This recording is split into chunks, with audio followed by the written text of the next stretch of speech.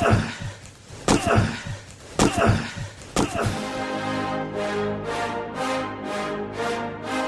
rolls out to the right, pitches off to Taylor, and Taylor's to the 20, down to the 15, down to the 10, 5, 4, 3, 2, 1. Touchdown, Billy Taylor! Touchdown, Billy Taylor! Billy Taylor scored a touchdown from 21 yards out. The crowd goes berserk. It was November 22nd, 1969. That they came to Barry, Michigan, all dressed in maize and blue. The words were said, the prayers were read, and everybody cried. But when they closed the coffin, there was someone else inside. Oh, they came to Barry, Michigan, but Michigan wasn't dead.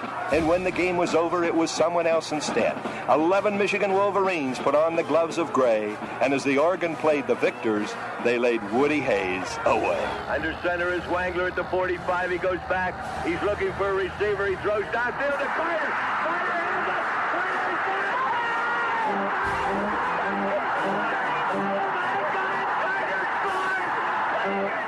Who's got it better than us? Nobody!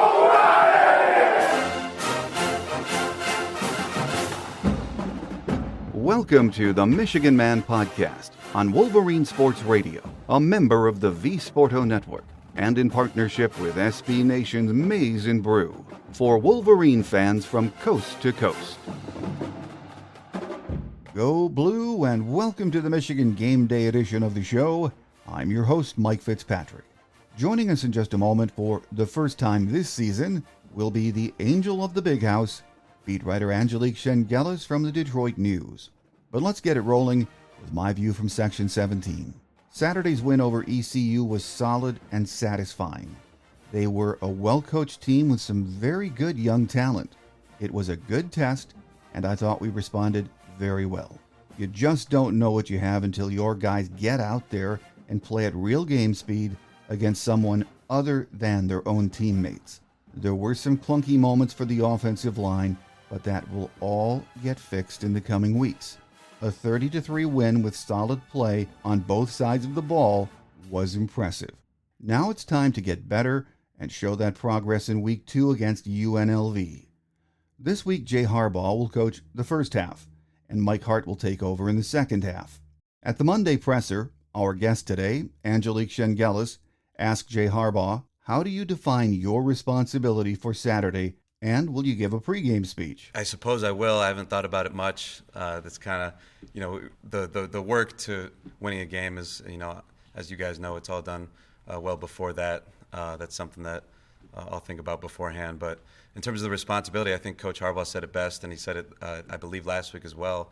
Whoever's in that role, you're the trying to be the guardian of victory and carry that spirit that the head coach has, which is it's all about the team. It's not about the offense, the defense, the special teams. It's not about any of the coaches or any of the players. It's about the team as a whole and trying to do the very best thing you can to put the team in the best position to win. So Coach Hart and I are just going to try to do the best we can to prove him right and carry that spirit into this game. Mike Hart was asked what this opportunity means to him on a personal level. It's just an honor, to be honest with you. For Coach Harbaugh to entrust me to be a head coach for a half, it's a great honor. And obviously, I love Michigan. I love this place, and it means a lot. Just to be entrusted with this opportunity Coach Harbaugh's a phenomenal coach. He's a Hall of Fame coach. He does nothing but win. And so for him to entrust me with the coordinators to do this, it just means a lot. So I'm really appreciative of him and him believing in me. My guest today says she's interested to see if UNLV can test Michigan in any way, but she is more interested in watching how the game is handled by Jay Harbaugh and Mike Hart. Up next is the Angel of the Big House, Michigan beat writer Angelique Chengelis from the Detroit News. So stay with us.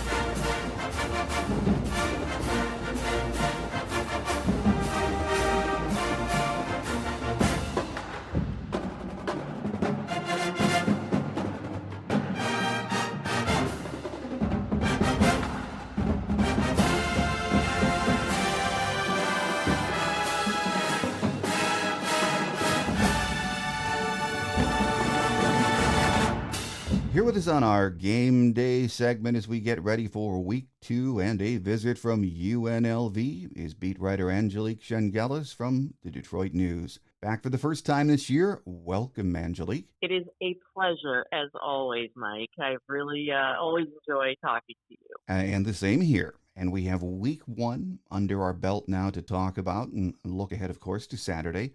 Getting the season underway in the big house with a win. Without Jim, without Sharon. Jesse Minter, I thought, though, looked calm, cool, and collected and very young on the sidelines. So for at least 1 week, no hiccups at all, were there? I thought Jesse, yes, he also did look very young. You're right about that. But, I thought he handled it really well. I expected him to. I mean, he referenced growing up with his father, Rick Minter, who was a coach for a long time at my alma mater, University of Cincinnati. So he's been around it, and you always hear about coaches talking about when they're recruiting sons of coaches and how they're a little differently wired. And I think that goes for sons of coaches who are now coaches.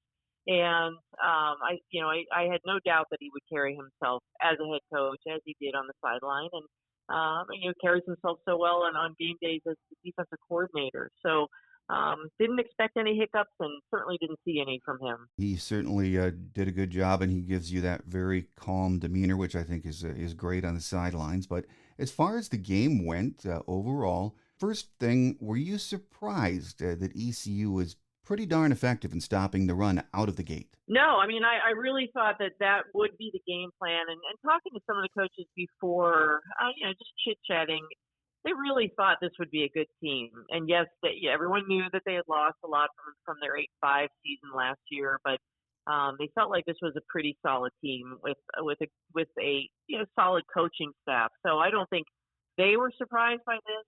And I think it's going to be certainly not the blueprint for facing Michigan's offense, but I think it is going to be something that teams will do going forward if they have the personnel to do it, is to stop the run. But gosh, I think everybody saw what JJ did, and you're tempting fate. So they talked about balance all off season, Jim Harbaugh and the 50-50, and it truly was. I mean, it's 31-31 pass run pass, however way you want to say it. And they're going to be tough to stop, but you've got to pick, as I think as a defensive coordinator, you have to pick something to try to slow. And that was ECU's tactic, and I thought they did a really good job. And I think you're going to see that going forward from other defensive coordinators. Well, I think so too. And after that first drive where we were backed up, I think it was on the 2-yard line, ran three running plays, and of course the first 15 in each half were scripted, so that's what we were going to do. But I liked that Kirk Campbell didn't wait too long to say, okay, guys, if you want to load the box like that, we're going to throw the ball, which is what ECU gave that offense. And I think that signaled to a lot of folks watching, especially other teams on tape, just how much confidence the staff has in JJ and the passing game. Wouldn't you agree? Oh, I do. And, I think JJ has a lot of confidence in JJ. Yeah. And I think he is more so working with Kirk Campbell. I mean, there's a different level of comfort for him in the offense with working with Kirk, the quarterback's coach, and as you said, last Saturday, the play caller. And, I think that that's a very symbiotic relationship, and Kirk knows what JJ's capable of. You saw Roman Wilson. I think that you saw Cornelius out there too, who looked a little not hobbled. I don't want to say that in the pregame, but definitely was a little favoring, I believe, his right leg a little bit. So I don't know what that was all about, but they do have to get. And again, I don't want to sit there and judge on one game, but they got to get more receivers involved.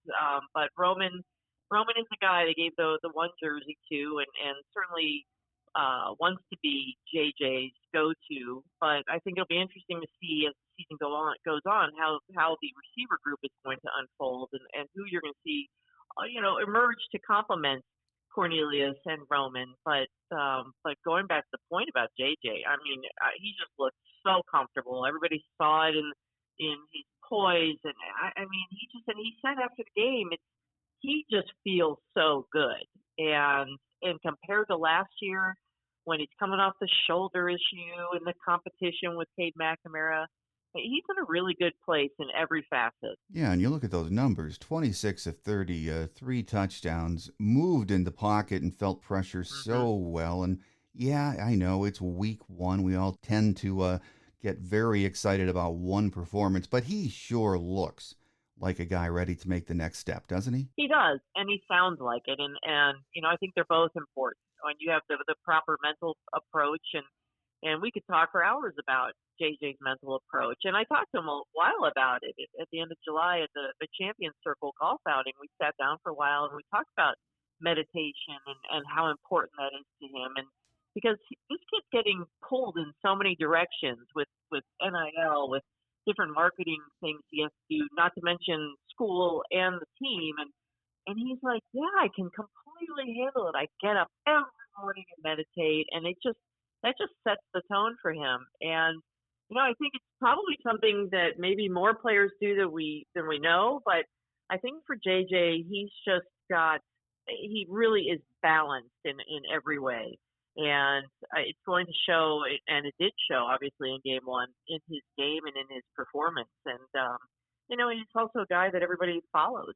And he's a terrific leader and doesn't need to be a captain to be that. And I just, I don't want to sound like I'm gushing about J.J. McCarthy, but he looked like the real deal on Saturday. Oh, absolutely did. And, before the season started, Angelique, when you talk to fans, at least when I talk to fans, one of the areas of concern they would always bring up was the receiving corps. We need guys to step up. And wow, we hope some of the young guys are what we're hearing they are. But, Saturday, yes, JJ was laser sharp for the most part. He still threw a few up there that required going after. The receivers had to get it. And I thought Cornelius Johnson, and yeah, he was limping a little bit, as you said, and Roman Wilson made some big-time grabs, didn't they? They did, and I thought that was maybe an issue coming off of that. Like, was there anybody that last year that you really felt like would go and do that, go up and get a contested catch? Because I always thought, that what year was it at Penn State when Sean Clifford just seemed like he was throwing the ball up, and those guys were going up and getting it and making it happen. And I thought that was missing at Michigan, but I do think that these two are very capable of that. And maybe you're going to see the freshmen get involved in that aspect too, because I think Fred Moore is really, I think he's going to be a special guy. And I think that was definitely something that stood out. But Roman just, I think he's a guy who's been here for several years and really does want to make his mark. And he talked about that last week after practice on Tuesday, and I think that he's a guy that I really think coming in the season, I thought I really think Colston Loveland will have a big season too. At some point, you're going to see more of him, and but yeah, that was impressive. Yeah, I think what we have to keep in mind about Roman Wilson is the last 2 years he's played with some injuries off and on. He's healthy right now, but he looks bigger and stronger too. Yeah. He did. They're all getting bigger and stronger. He's not as big as Chris Jenkins now, but yeah, they've really worked on that. They praise Ben Herbert all the time for the work that he's done with his team and getting these players developed and being very cognizant of the position they're playing. I mean, he's not going to put on weight the same way or muscle the same way that Chris Jenkins does. So I think that's a really interesting look at the team too, that I'm sure we'll never get into real specifics about how a strength coach figures out which player needs what and how do you achieve that, but it does seem like it's paying dividends now when you see all these guys. I mean, JJ's thicker than he was a year ago, and he's stronger looking, and then Blake Corum just keeps getting bigger and stronger too. So it really is. The team looks very complete in that aspect. Going into the game, I thought as far as the passing aspect, we'd see Colston Loveland gets more targets. I wanted to see that. I was talking to Jake Butt a couple of weeks ago, and I asked him what he thought about Colston Loveland. He said, Mike, the guy has an NFL body. He's NFL ready. He's a star. So I was hoping we'd see more of him, but I know we will next week. You can't show all the cards. Come on, Mike. I know. You got to hold back something. I know. He'll be running open, no doubt about it, very soon. But all in all, as a group, I thought if there was something to be very happy about overall, that receiving group looked really solid. Yes, better than I thought they would. And because I was one of those people in the offseason saying, yeah, I think that's a concern, special teams and receiver. And I think that maybe there are some concerns still special teams wise, but and then you've got the other wrinkle of Donovan Edwards and Blake Corum catching. And Donovan's a guy we all know Mike Hart has said could start a slot anywhere in the country, and I think that they're going to utilize those two a lot more in that aspect of the game. And they're very diverse, and that is going back to your initial point about ECU really selling out to stop the run. I mean, you're just going to have to pick your poison because this offense looks very balanced. And will they be 50-50 every game? No, but they are really trying to strive for that, and they are going to make it difficult. The defenses. And I did think I don't want to think defenses are going to get a lot better than ECU. I don't want to take anything away from them because I thought they played really hard. But there are going to be defenses coming up at some point in the season that are going to be very challenging. And then that'll be fun to watch.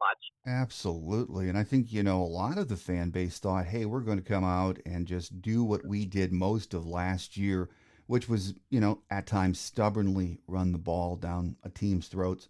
But, Jim said last week, hey, we'd like to move closer to a 50-50 team.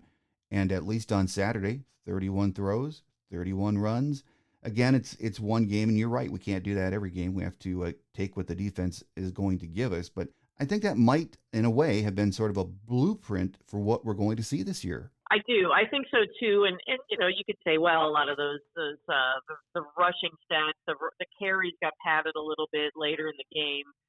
Maybe so, but I think it was also you have to consider this is a new offensive line with some new pieces in there. Drake Nugent at center and Miles Hinton at right tackle, and not that Carson Barnhart's new, but he was on the left side, and I mean he'd played there before, but mostly on the right side, and also at guard. The guy can pretty much do anything, but I think there was probably a little growing pains there for Nugent and Hinton, and that will they'll get better, and maybe they are going to switch guys around. They've talked about the quotes Michigan method, and they're going to do that on Saturday at quarterback.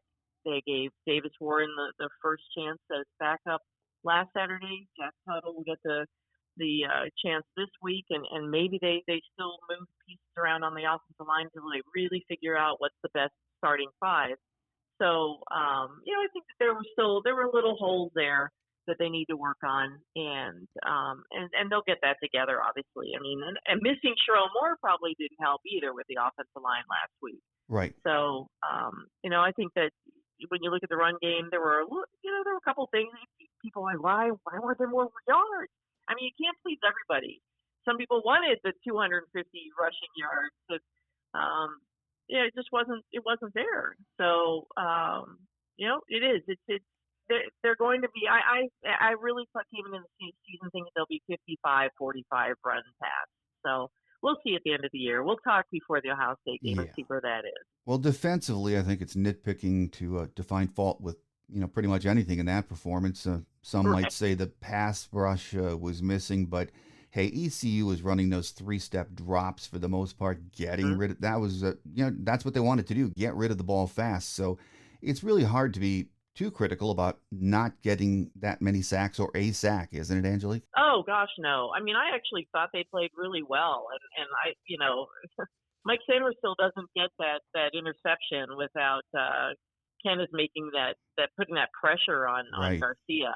And I thought that was impressive. And, when you see someone that big moving that well, I can't imagine what a quarterback's thinking at that point. Like, oh, brother, this is not going to be good.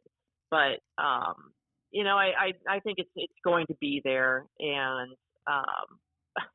it is. I mean, and maybe that's what teams are going to do to try to stymie Michigan's pass rush as much as possible. Again, you just don't know what the personnel is each week, what the opponents have. I didn't know enough about, if they were capable of trying to get the ball out that fast.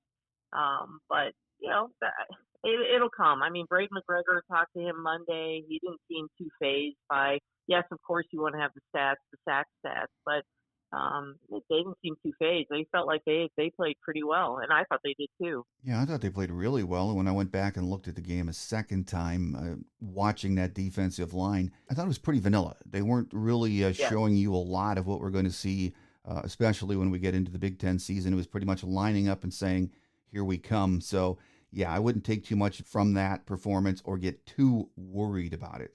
Another one of the positives I thought was the fact that a lot of young guys got playing time on the defensive side, and the defense hmm as a whole looked very fast. The fundamentals were good. Tackling was outstanding. Everyone was, where they're supposed to be, which is always good. I just thought the defense really overall played a solid, solid game. I did too, and now I can't remember which defensive player I asked before the season. What do you want this defense to be? And he said fast, and that was the first thing he said. And they did look fast, and Yeah. then that's what they want to achieve. And I'm sure it was hot out there too, and that's asking a lot when you're in those pads and you're working that hard. And I thought that they really did look like that. And I agree, they got some young guys in there. I mean, they have some key guys out, Rod Moore and Will Johnson. And, those are big misses, but they had guys filling in who played very well. And, I think Ernest Hausman, he was a guy I've been really wanting to see, and he was all over the place, was very solid as I expected him to be. I mean, such accolades coming in from Nebraska. And Junior Colson, too. I mean, and gosh, Mike Barrett, too. So I don't want to leave anybody out because I thought those guys played really, really well. And the guy, and Chris Jenkins, everybody talked about him all off season, and rightfully so. He's a terrific leader, but I just still keep going back to Mike Sanger still. I think he is such a glue for this team, not just the defense. I mean, he's a terrific leader. He's a guy they all respect, and I just am sort of always amazed that he was a receiver and is now being so impactful on defense. And I really enjoy watching him. And but I thought defense as a whole was very, very good. Well, in most years, first games are, maybe not a good indicator of how good you are or maybe how bad you are, but you just go out and you get used to that game day experience. You play good fundamental football, come out healthy is goal number one.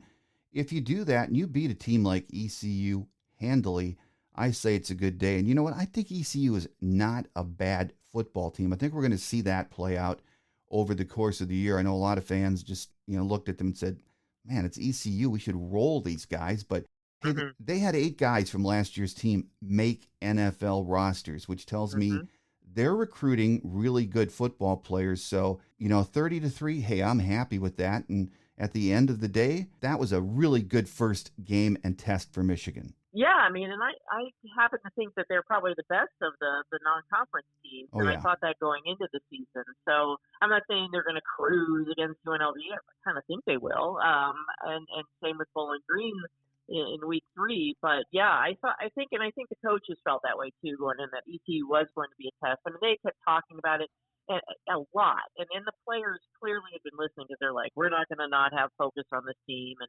because everybody's saying, well, what are you going to learn from these 3 non-conferences? Well, you can actually learn a lot about yourself.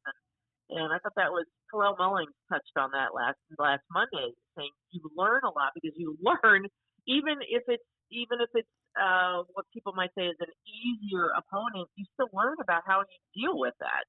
Do you relax? Do you take your foot off the pedal? And I think that they really made that point, and it really reminded me of, and I don't know why I kept feeling this way. It's like the '07 team that went in. There was so much with Chad Henne and Mike Hart and Jake Long and a lot of hope and hype coming into that season. And App State happened, and I think that there was a point that the coaches made with the team to not take ECU lightly for very evident reasons, and I don't think the players did. And they've talked so much about having their feet on the ground and being in the moment, and I thought that was we can talk about X's and O's, but I thought that was a very important part of that too. Is that they did not take them lightly. No, they did not, and it was a great performance. So on to UNLV we go. The Runnin' Rebels pay a visit to the Big House Saturday. Now they beat up on Bryant University at home in Allegiant Stadium after their rain delay, which I thought was fascinating. In an indoor stadium, they had a rain delay, but the roof was leaking. uh, and they're under first-year head coach Barry Odom, who was the defensive coordinator, assistant head coach at Arkansas.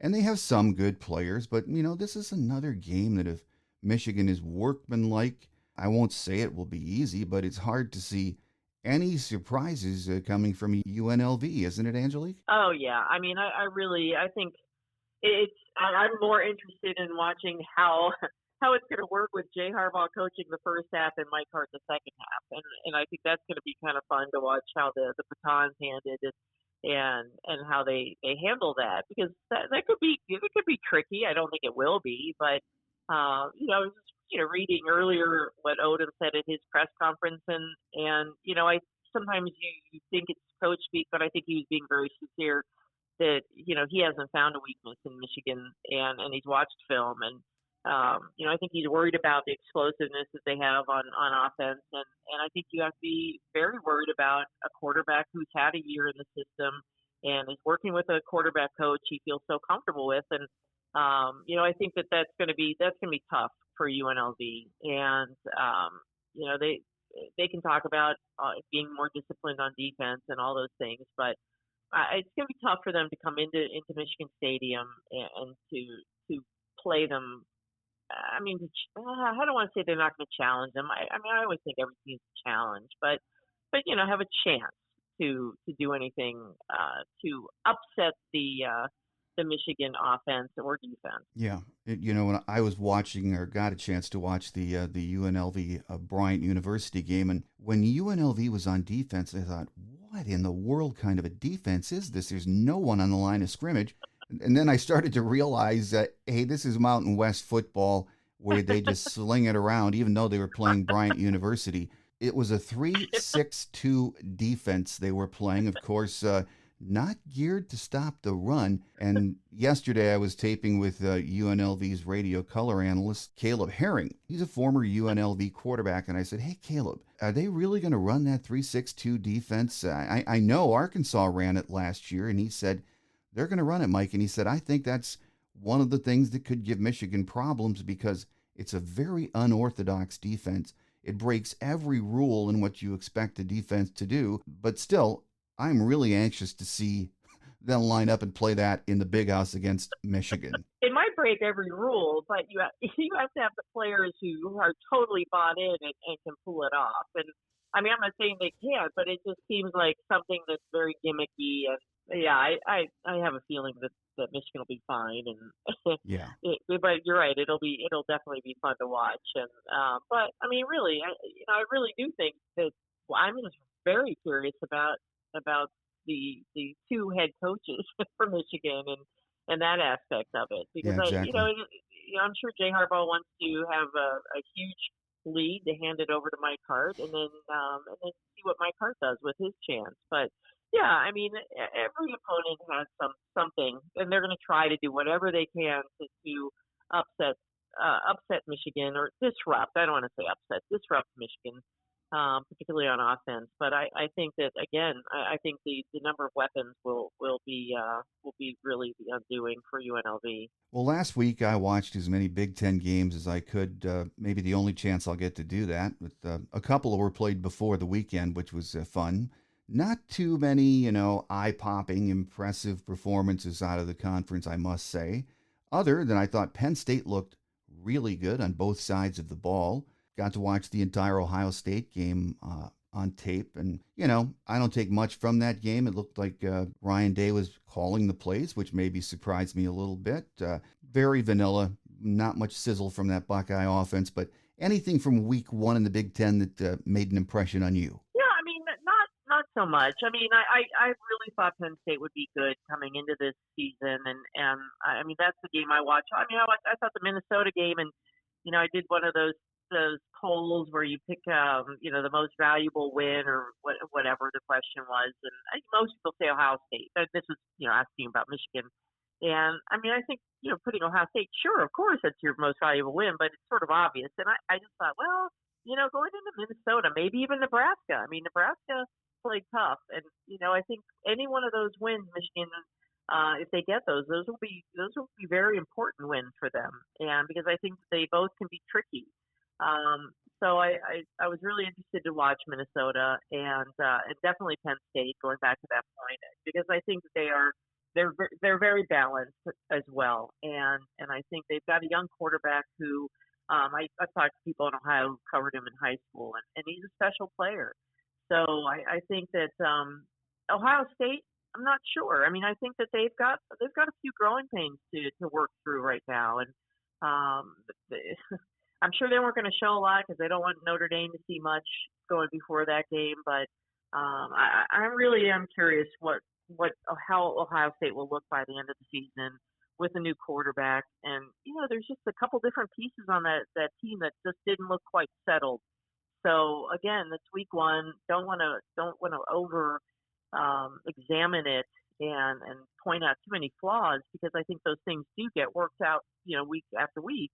But yeah, it's going to be really interesting with Ryan Day this year. So been very, very watchful of Ohio State. As we've said, though, it's week one. A lot of teams are clunky in the opener, so it will get fixed. They have too much talent down in Columbus to not get it fixed in the coming weeks. So it's going to be fun to watch. And Iowa too. I didn't want to leave out Cade, and that they were hoping and that he was bringing some promise to this offense at Iowa, and that'll be fun to watch how that unfolds too. Yeah. And Wisconsin, I don't want to leave out Luke Fickell, my guy who shouldn't have left University of Cincinnati for bigger and better things. But yeah, that's going to be a lot of people really think Wisconsin's going to emerge in the West, and after first game, sure looks like they're capable. Final question before we let you get away, Angelique. At Jim's Monday presser, he, to me, he seems so relaxed given everything that's going on. Talked about watching the game with Sharon Moore and his family at their place, and his wife making them sandwiches, and they really enjoyed it. But he is chomping at the bit to get back on the sidelines and be there on Saturdays. But there's no doubt from listening to him, one of my takeaways is he is extremely confident in this staff in his absence, isn't he? Absolutely. And look, I think Jim Harbaugh is probably compartmentalizing. I think, that was, even though he put the sunshine appearance on Monday and understandably so, I think he was probably really upset. I mean, I think when you wake up on Saturday and you've had this in your life for so long, to either go play a game or to get ready to coach a game, I'm sure that was very, very challenging for him, and will be the next 2 weeks. But to your point, Mike, that's absolutely true. I mean, I think he is so confident in his staff, and said it in June about at least four guys who could be head coaches next year, and those four guys are the guys who are handling the head coaching jobs in his absence these first three games. And it's something, talking to players in late July, when I talked to a few of them, they're all like, and I don't know if this sounds weird, but it's just such a well-oiled machine. We want him there, but we know that this team can succeed without him because he has prepared them so well, the coaches. And we've talked a lot about this staff. I mean, he got younger going into that 21 season on the staff. Mm-hmm. And I think I really do think that's one of the big pieces for the turnaround. And also I think he has not given up control, but he's given them a lot more control and say in where things go. And that's, when he's talked about collaborative in the past, I think he's finally got that they all do. They're very collaborative in their staff meetings, and it's not just Sharon Moore talking about that. He's got everybody chiming in, Kirk Campbell, Mike Hart, Ron Bellamy, et cetera, Grant Newsome. So, yeah, I mean, I think that's one thing that's really going to come out of this is how well the coaches have been able to handle this without him. And it would be different if he wasn't there all week. But it's not the easiest thing to manage a game. And boy, Jesse Minter sure looks like he's the real deal. So I'm sure we're going to see the same from Jay Harbaugh and Mike Hart on Saturday, too. I agree. Here with us as we get ready for the UNLV game Saturday has been beat writer Angelique Chengelis from the Detroit News. We got you early in the season this year, Angelique. And of course, I know when you'll be back for that Date with Destiny Thanksgiving weekend against Ohio State for our, of course, favorite weekend and day of the year. So, but we have a little bit of business to take care of in between now and then, and always appreciate you carving out time for us and following you daily in the Detroit news. But thanks again for being with us early in the season, and we look forward to that next visit. My pleasure, Mike. I hope that, we continue to improve podcast to podcast, story to story. So by the time we get to that week, we are on our game. Amen. I'm sure we will be. Amen. Thanks, Mike.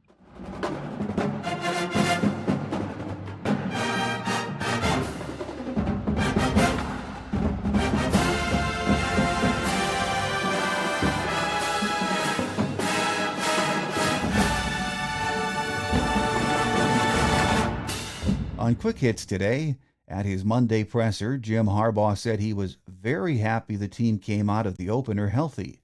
We'll see on Saturday if some of the players out last week will be back in the lineup. Here are a few game day notes of interest. This is the second meeting between Michigan and UNLV. The first game was played here on September 19th of 2015, a 28-7 Michigan win. Head coach Barry Odom is in his first season as head man for the Rebels. He is 1-0 after a big victory over Bryant University last Saturday, and even 500, 25-25 overall in 5 years as a head coach. Last year, UNLV was 5-7 overall, 3-5 in the Mountain West, which was good for 4th in the West Division. They returned 5 starters on offense and 6 on defense. Their last bowl appearance was in 2013 in the Hart of Dallas Bowl against North Texas. They fell 36-14. The weatherman says it's going to be partly cloudy with a high of 71 degrees. Winds will be out of the north, gusting from 5 to 10 miles an hour. The chance of rain is only 21%. The game kicks off at 3:30 p.m. Eastern and can be seen on CBS. So we're ready for week 2. And it's hard to gauge just what UNLV brings to the table in this one. They have a ton of portal guys, and they do have some talent and plenty of speed. That said, if we come to work, and I think we will, this might be a battle for a while, but we just have too much talent for a team like UNLV to keep pace with us. We do need to get better in all areas heading into Big Ten play, and this is another opportunity to get a lot of kids in the game and fine-tune all aspects of our game. Next week, we stay at home and welcome Bowling Green for a battle under the lights in the Big House. On Tuesday's Visitors Edition, we'll be joined by BG Radio play-by-play voice Todd Walker. Then on Thursday's Game Day show, we'll hear from Chris Ballas from thewolverine.com and The Wolverine on 3. So make sure you join us. That does it for now. Have a great Wolverine weekend, everyone. Enjoy the game. I'm your host, Mike Fitzpatrick. Think victory, beat UNLV. Until we meet again, take care, and as always, go blue. Thanks for joining us today on The Michigan Man, here on Wolverine Sports Radio, a member of the V-Sporto Network, and in partnership with SB Nation's Maize and Brew. Our listener lines are open 24/7 for your calls at 313-263-4842. That's 313-263-4842. Or email us at themichiganmanpodcast@yahoo.com. That's themichiganmanpodcast@yahoo.com. The Michigan Man Podcast is produced at the studios of Robin Lynn Productions, Allen Park, Michigan, and is not affiliated with the University of Michigan. Go Blue!